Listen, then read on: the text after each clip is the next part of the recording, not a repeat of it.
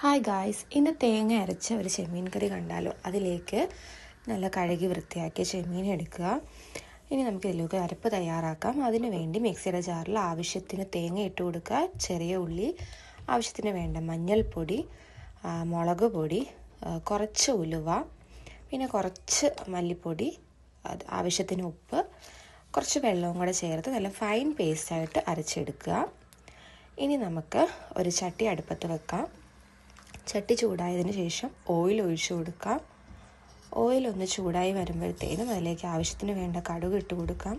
നമ്മുടെ കടുക് ഒന്ന് പൊട്ടി തുടങ്ങുന്ന സമയത്ത് നമുക്കിതിലേക്ക് വേണ്ട കുറച്ച് ഉലുവയും കൂടെ ഇട്ട് കൊടുക്കാം. നമ്മൾ ഓൾറെഡി ഉലുവ ഇട്ടതാണ്, അതുകൊണ്ട് കുറച്ച് മതി.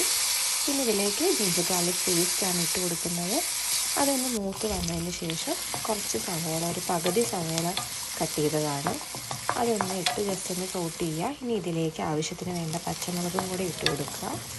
ഈ സമയത്ത് നമുക്കിതിലേക്ക് ചേർക്കാൻ വേണ്ടിയിട്ട് കറിവേപ്പില ചേർക്കണം. നമുക്ക് കുറച്ച് കറിവേപ്പിലയും കൂടെ ഈ സമയത്ത് ചേർത്ത് കൊടുക്കാം.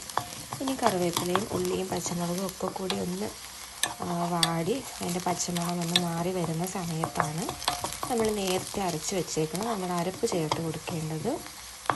അങ്ങനെ നമ്മൾ അരപ്പ് ചേർത്ത് കൊടുക്കുകയാണ്. ആ മിക്സിയുടെ ജാറിൽ കുറച്ച് വെള്ളവും കൂടെ ഒഴിച്ച് ഒന്ന് കലക്കി ഒന്ന് ബാക്കി ഒഴിച്ച് കൊടുക്കുക. ഇനി അതൊന്ന് മിക്സ് ചെയ്യുക. നന്നായിട്ട് മിക്സ് ചെയ്ത് അതിലേക്ക് കുറച്ച് വാളൻ പുളി വെള്ളമാണ് ഞാൻ ഒഴിച്ച് കൊടുക്കുന്നത്. കുടംപുളി ഉണ്ടെങ്കിൽ അതിട്ട് കൊടുക്കാം. ഞാനിപ്പോൾ വാളൻ പുളിയാണ് എടുത്തേക്കുന്നത്. ഇനി നമുക്ക് ഇതിലേക്ക് ആവശ്യത്തിന് ടൊമാറ്റോ ഇട്ട് കൊടുക്കാം. അതിൻ്റെ കൂടെ തന്നെ കുറച്ച് ഉപ്പും കൂടെ ഇട്ട് ഒന്ന് മിക്സ് ചെയ്ത് അടച്ച് വെച്ച് ഒന്ന് തിള വരണം. ഒരു തിള വന്നതിന് ശേഷം വേണം നമുക്ക് ചെമ്മീൻ ചേർത്ത് കൊടുക്കേണ്ടത്. നമ്മൾ ചെമ്മീൻ ചേർത്ത് കൊടുക്കുകയാണ്. ചെമ്മീൻ ചേർത്ത് കൊടുത്ത് ഒന്ന് ഇളക്കി മൂടി വെച്ചൊരു 10 മിനിറ്റ് നമുക്ക് ചെമ്മീൻ വെന്താൽ മതി. അങ്ങനെ നമ്മൾ മൂടി വെക്കുകയാണ്. നമുക്ക് ഇതിലേക്ക് ഈ സമയത്ത് തന്നെ മുരിങ്ങയ്ക്ക, മാങ്ങ ഉണ്ടെന്നുണ്ടെങ്കിൽ ചേർത്ത് കൊടുക്കാം.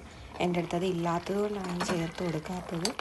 അപ്പോൾ നമ്മൾ ഒന്നും കൂടെ ഒന്ന് മൂടി തുറന്ന് ഒന്നും കൂടെ ഒന്ന് മിക്സ് ചെയ്ത് അടച്ച് വെച്ച് എടുത്തപ്പോൾ നമ്മുടെ ചെമ്മീൻ കറി റെഡിയായി. നെക്സ്റ്റ് വീഡിയോയിലൂടെ കാണാം. ബൈ.